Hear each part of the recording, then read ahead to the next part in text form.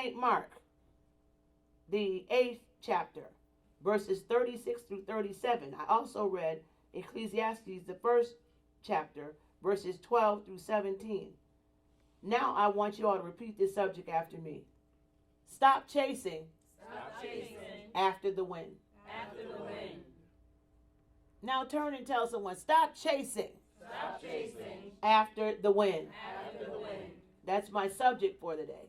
Stop chasing after the wind. I read the scripture, St. Mark, the 8th chapter, verses 36 through 37. And that pushes me to this thought. We as humans always want to live life in a way that it pleases us. That's right. We always want to live life and want life to go the way we think it ought to go. The way we choose for life to go is what we live, the way we live. I want things my way. We have that Burger King mentality. I want it my way. Yeah. I want to do things my way. We rarely want to hear the word no. Right. Amen. Rarely do we want to hear that word no. I told somebody the other day, I said, say this after me. No. She said, no. I said, no. Say it like this. No. There are some things you got to say no to. Right.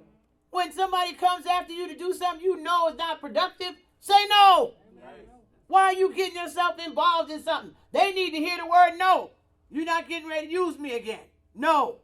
And that's what you ought to be telling the devil. No. No. When he comes after you to do things that you shouldn't do, or want you to get involved with things you shouldn't be involved with, or want you to act in a way you shouldn't act, you ought to be saying no. But we rarely want to hear the word no. Just always wanted to go our way.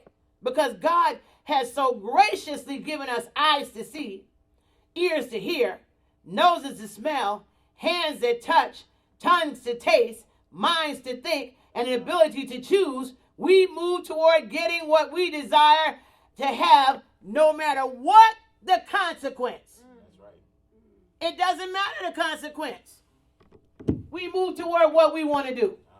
You know good and well that there's a consequence to all of the activity. Let me use sexual activity. Unprotected. There's a consequence of STDs. There's a consequence of AIDS. There's a consequence of pregnancy. But guess what?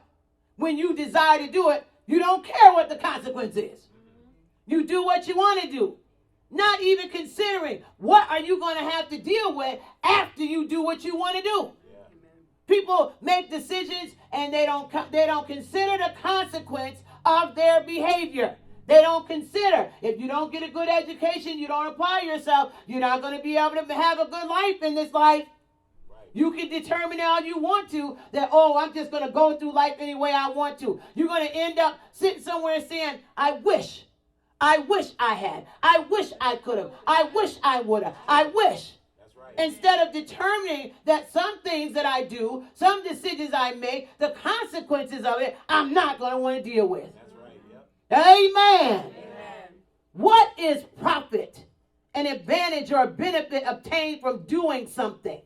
Jesus said, what benefit is there in gaining everything that you want and losing your own soul? Your own soul. What is the benefit, he said. He asked the question. Further, what can you exchange for your soul? You can't go get a bucket full of money and exchange that for your soul. You can't get popularity and fame and exchange it for your soul. So what is the profit in getting everything you want and losing your soul?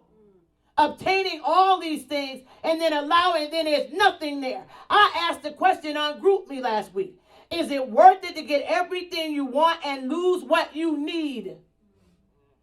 I wanted y'all to think about that before I brought the message today. Is it worth it to get what you want and lose what you need?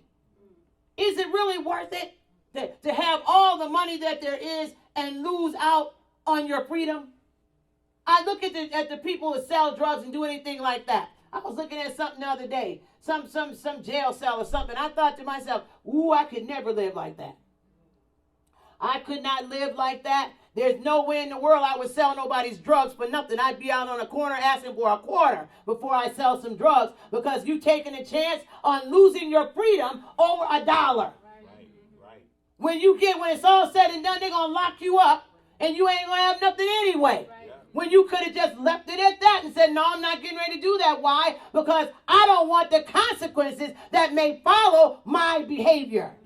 When you determine that you want to move toward getting these things, we want all these things. You determine, I want to get a husband, I want to get a wife, but have you counted the cost? Have you looked into what it's going to take to hold on to those relationships? What it's going to take to be able to get along? People have got to have God in order to even get along. Amen. It's hard to get along with people when one person wants one thing and another person wants something different. That's right.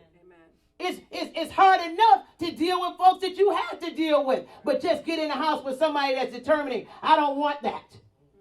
I want this. I don't want that. You're going to have a problem. You want to pray. That person doesn't want to pray. You want to live for Jesus. That person wants to party. You like it clean. They like it dirty. It's a problem there. And in the midst of all relationships, there's always going to be conflict. Always going to be somebody saying, I didn't like what you did. I didn't like what you said. Why did you say that? Why did you do that? And I find it so odd that people that say that they love each other are the main people in conflict. They're the main people scratching at each other. They're the main people talking about each other. How in the world can you be in love with somebody and call them names? Y'all mighty quiet today.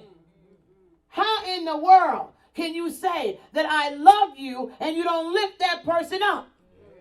Why is it that we say we love people and all we can do is center in on their weaknesses, on their faults? We will magnify their faults and minimize all their successes.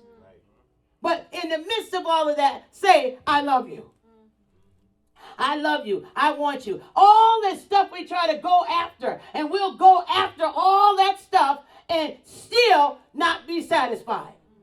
We'll determine that I want all the education I can get, and at the end of it, now I want y'all to see something. When we're going after education, we'll put God and everybody else on the back burner. When we're going after education, we'll say, I can't go to church, I got to study. I can't go to this, I got to study. I got to study. But when it comes down to God, we don't put all those things on the back burner. We don't say, once we get finished with that, you know what? I don't have time to go out because I want God. I don't have time to run with you because I want God. I got to spend some quality time with the Lord. I want the Lord. I got to get to a place where I get in a secret closet with God. I want to spend some time with the Lord. When you're trying to get the education, you'll shut everybody off.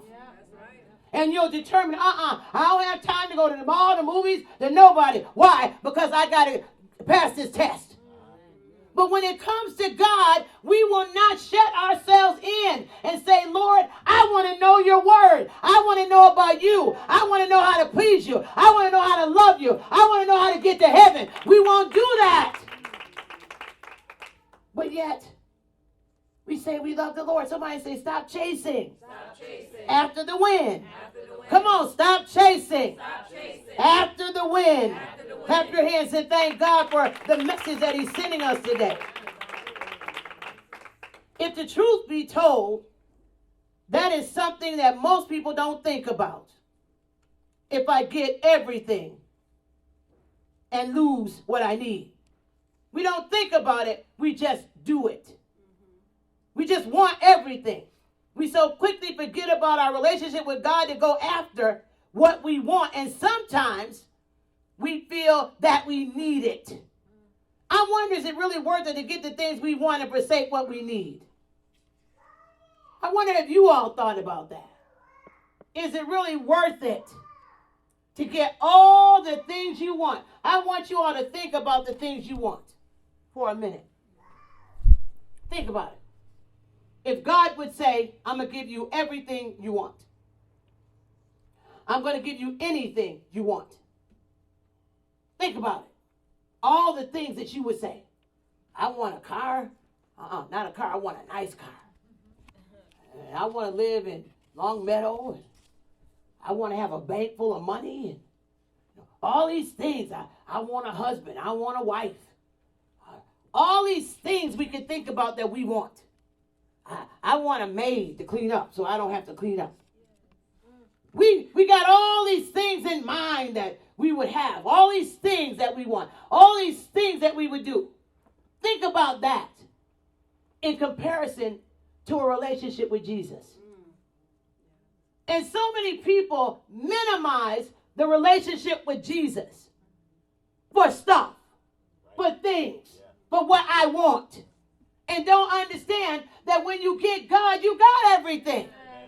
He'll bless you with the wife. He'll bless you with the husband. He'll bless you with the money. He'll bless you with the car. He'll bless you with everything that you need when you get him. But we're so busy trying to get what we want, trying to satisfy the flesh until we can't even see.